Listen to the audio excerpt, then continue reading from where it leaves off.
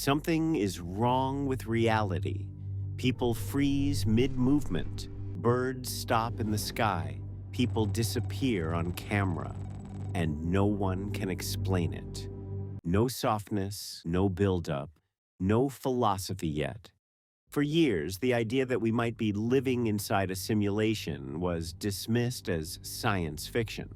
Something fun to think about, something entertaining, but not serious.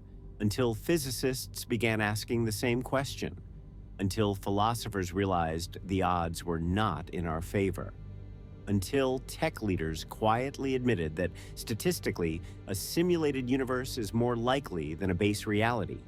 And if this is a simulation, then glitches are not just possible, they are inevitable. Let's start with the most unsettling category: moments where reality seems to pause. People around the world have reported walking through cities, malls, airports, and streets, and suddenly noticing something impossible. A person standing completely still, not resting, not posing, not distracted, frozen, mid-stride, mid-gesture, mid-expression, sometimes holding a phone, sometimes reaching for an object, sometimes staring straight ahead, unblinking, for minutes, not seconds, minutes. And it's not just people, birds. Dozens of recorded videos show birds suspended in midair, wings spread, no flapping, no gliding, no wind resistance, just hovering, as if gravity was briefly turned off, or as if the animation frame never advanced. Skeptics often say, it's just perspective. But perspective doesn't explain birds remaining motionless while clouds move behind them. Perspective doesn't explain multiple birds frozen at once. Perspective doesn't explain witnesses standing underneath them, watching, waiting, confused. Even more disturbing are the reports where frozen individuals suddenly resume movement, as if nothing happened, as if no time had passed at all, no confusion, no reaction, no awareness, just continuity. If time froze for you, but not for them, which one of you experienced reality correctly? The second category is even harder to dismiss because it's caught on camera. Security cameras, traffic cameras, store surveillance systems, cameras that do not blink, do not imagine, do not hallucinate. In multiple documented cases, people are seen entering a space, a hallway, an elevator, a stairwell, a parking garage, and then they vanish. No exit, no cut, no blind spot. One frame they exist. The next frame, they don't. Sometimes objects vanish too. A car drives down a road and disappears between two camera angles that fully overlap. A person walks behind a pole and never reappears. A child runs across a yard and is gone before reaching the other side. The most disturbing cases are the ones where the footage is reviewed by professionals. Security analysts, law enforcement, engineers, and no physical explanation fits. No door, no passage, no timing gap, just absence. Some are eventually found, others never are, and the footage remains. Silent, unresolved. Then there's the third category, the one that feels the most artificial, the one that resembles video games far more than physics. Looping behavior. People have recorded individuals performing the exact same action, over and over. Walking in a small circle, repeating a phrase, picking up and placing the same object repeatedly. Turning, stopping, turning again. Perfect loops, no deviation, no awareness. When approached, these individuals often appear confused, or irritated, or briefly snap out of it. Before resuming the loop. In video games, this happens when non-player characters lose pathing data, when scripts fail, when memory buffers repeat a task, when the system prioritizes efficiency over realism. And the unsettling part is this: these loops look exactly like that. Now, there are scientific explanations proposed for all of this, and they deserve to be heard. Neurological conditions can cause catatonia. Dissociation can make people appear frozen. Optical illusions can make birds seem motionless. Compression artifacts can remove frames. Camera lag can erase movement. Mental health episodes can cause repetitive behavior. But here's the problem. None of these explanations cover all cases. They explain some, but not the patterns, not the consistency, not the timing, not the repetition across cultures, countries, and technologies.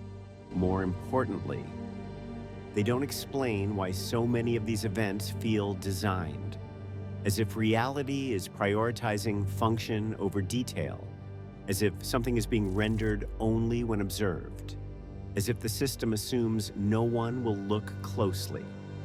And this leads to the uncomfortable question: what if reality isn't breaking? What if it's functioning exactly as intended? In simulations, optimization matters. You don't render what isn't needed. You reuse assets. You loop behaviors. You freeze processes when resources are reallocated. You correct errors silently. If consciousness is the observer, and observation is what collapses reality into form, then glitches would appear at the edges of attention. At moments, no one was supposed to notice. Which brings us to the deeper implication. If these are glitches, then the universe is not infinite in the way we think. It is computational. It has limits. It has shortcuts. It has priorities. And if that's true, then space is not fundamental. Time is not fundamental. Matter is not fundamental. Information is. This would explain why reality behaves mathematically, why physics looks like code, why the universe can be described in equations, why observation affects outcome, why probability exists at all. It would also explain why consciousness feels separate from the body, why awareness persists through dreams, why people report clarity during near-death experiences, why identity dissolves under deep meditation. In a simulation, consciousness may not be generated locally. It may be streamed, accessed, logged in, and the body may simply be the interface. If that's the case, then glitches are not threats. They are reminders. So the next time you notice something that feels wrong, something that shouldn't happen, something that reality quickly moves past, don't dismiss it immediately. Don't panic either. Just observe, because in every system ever built, glitches reveal the truth of how it really works. And the more closely we look, the more it feels like reality is not breaking, it's buffering. And if reality is buffering, then that means something important is happening in the background. In digital systems, buffering does not occur randomly. It happens when resources are being allocated, when data is being loaded, when the system is prioritizing what must be processed first.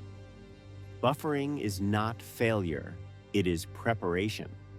So if reality appears to pause, repeat, or glitch, then perhaps it is not collapsing. Perhaps it is recalculating. And that possibility changes everything, because it suggests that what we experience is not the raw fabric of existence, but a rendered layer, a version of reality optimized for conscious observation. In simulations, systems do not generate everything at once. They generate only what is needed, only when it is needed. Anything outside the field of awareness can remain unfinished, simplified, or temporarily frozen. This is known as lazy rendering, and the unsettling idea is that our universe behaves exactly like that. Physics itself suggests that particles do not have definite properties until they are observed. Before observation, they exist as probabilities, as potential states, as unresolved data. Only when measured do they take on form.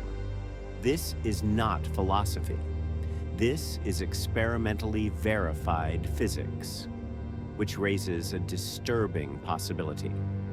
What if observation is not just passive? What if consciousness is the trigger that forces reality to resolve? If that is true, then awareness is not a byproduct of reality. Reality is a response to awareness. And in that case, glitches would occur not because the system is failing, but because it is responding imperfectly to unexpected observation. A camera catches something that was never meant to be rendered in full detail.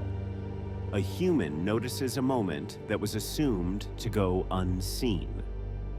An observer looks too closely for too long at something that was meant to remain background, and the illusion slips. Not dramatically, not explosively, but subtly. A frozen figure, a looping behavior, a disappearance between frames. Small errors, but revealing ones. In every artificial system ever created, errors do not point to chaos. They point to structure. A glitch reveals the rules of the system more clearly than normal operation ever could. So what rules are being revealed here? First, efficiency. Reality appears optimized, not infinite. It conserves energy. It reuses patterns. It simplifies when possible. Second, prioritization. Conscious experience appears to take precedence over physical detail. The system seems designed to preserve narrative continuity over mechanical perfection. Third, observer dependence. Events seem to resolve only when someone is paying attention, only when awareness is present. Which brings us to the most uncomfortable question of all. Why consciousness? Why build a system that depends on observers at all? In most simulations, observers are external. They watch from the outside. But in this case, the observers are embedded within the system. They are the system, which suggests that consciousness may not be an accident of evolution, but the purpose of the simulation itself. A way for the universe to experience itself from the inside. Not as an abstract whole, but as countless individual perspectives, each with its own fears, its own desires, its own memories, each believing itself to be separate. And separation is essential, because without separation, there is no contrast. Without contrast, there is no experience. Without experience, there is nothing to be gained. This would explain why suffering exists, why limitation exists, why forgetting exists. A system designed only for comfort would produce no growth, no insight, no meaning. But a system designed for experience would include challenge, loss, uncertainty, and fear, not as punishment, but as conditions. And if that is true, then glitches are not errors in the moral sense. They are side effects of complexity. They are the seams of the simulation showing under strain. And here is where the idea becomes personal. If reality is rendered and consciousness is the observer, then your awareness is not trivial. It is not secondary. It is not accidental. Your attention may be one of the most important variables in the entire system, because what you notice may literally shape what becomes real. This does not mean you control reality in a simplistic way. It means reality responds to awareness more deeply than we were taught. And this reframes the role of consciousness entirely. You are not merely a character inside a universe. You may be the universe examining itself through a character, which would explain why consciousness feels so difficult to define, why it cannot be reduced to brain activity alone, why it persists in dreams, near-death experiences, and deep meditative states, why it feels older than the body, why it feels familiar even when you cannot describe it. And if that is true, then glitches are not just curiosities. They are signals, not messages written in language, but disruptions in pattern. Reminders that what we call reality may be more fragile, more constructed, and more intentional than we assume. This does not mean you should fear it. Quite the opposite. Because a constructed reality can still be meaningful. A simulated experience can still matter deeply to the one experiencing it. Pain is still pain. Love is still love. Choice is still choice. Meaning does not disappear simply because the stage is artificial. In fact, meaning may become more important because experiences are no longer random. They are selected, curated, experienced for a reason that may exist beyond our current understanding. So when something feels off, when you witness a moment that does not fit, when reality seems to hesitate, do not rush to explain it away, and do not panic, just observe, because observation itself may be the key. And perhaps the most unsettling thought of all is this: what if the simulation does not reveal itself to everyone? What if it only becomes noticeable when awareness reaches a certain depth? When questions become unavoidable? When attention becomes sustained? When the observer begins to look not just at the world, but at the process behind it? If that is the case, then glitches are not universal. They are contextual. They appear where curiosity is strong enough to notice them. And once you notice them, something changes, not in the system, but in you. You begin to watch more carefully. You begin to question more deeply. You begin to sense that reality is not just happening to you. You are participating in it, actively, continuously, whether you realize it or not. And in that sense, the greatest glitch may not be frozen people or looping behavior or disappearances on camera.